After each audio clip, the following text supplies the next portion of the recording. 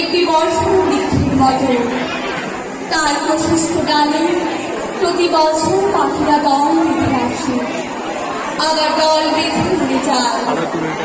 সমস্ত স্মৃতি বুকে নিয়ে শুধু বৃক্ষের নির্বাক গাড়ির ঠকা, পাতায় পাতায় স্মৃতির অক্ষরে মনে থাকা আর না বলা অনেক কথা মিশে যায় জীবন নদী স্মৃতির ডানায়।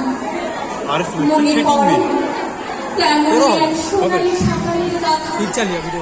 ঠিক 10টা বাজে, মুখরিত স্কুলের বারান্দা, মাদুরে বিছানো সবুজ মাঠ, টিউবওয়েলের ঝর্ণায় চলে যাওয়া নরম ঘাস।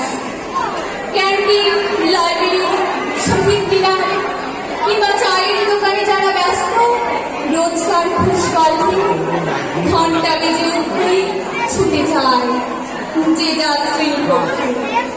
মুহূর্তেই মুখরিত মাঠ, স্কুলের বারান্দা, টিউবওয়েলে নেমে আসে নীরবতা। চক, ডাস্টার, হাজিরা খাতা হাতে শিক্ষক প্রবেশ শ্রেণীকক্ষে।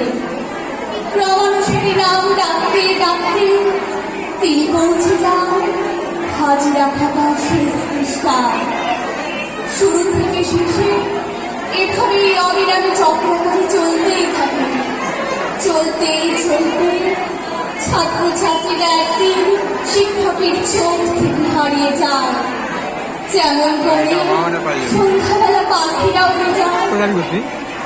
শিক্ষকের নির্বিকার হৃদয় ও শিক্ষানয়ন সন্তান তুল্য ছাত্রছাত্রীদের কমাগ্রত হারিয়ে যাওয়া দেখতে দেখতে বুকে পাথর বেঁধে হাজিরা খাতা নিয়ে আবার নতুন শ্রেণীকক্ষে প্রবেশ করেন। বছর ঘুরে আবারও বেজে ওঠে বিচ্ছেদের সুর। ছাত্রছাত্রীদের কাঁদতে হয় একবার, আর শিক্ষক কাঁদে নীরবে। প্রতি বছর জীবন কাঁদতে কাঁদতে একজন শিক্ষকের চোখ ঝাপসা হয়ে আসে।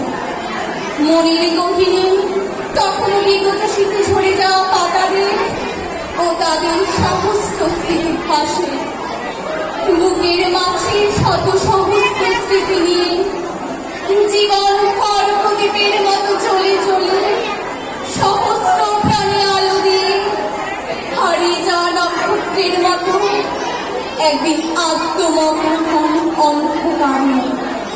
তখনও শিক্ষকের মুখে মুখ আলোকিত সমস্ত প্রাণী দূরের নক্ষত্রের মতো চিরদিন চলতে থাকে। নমস্কার।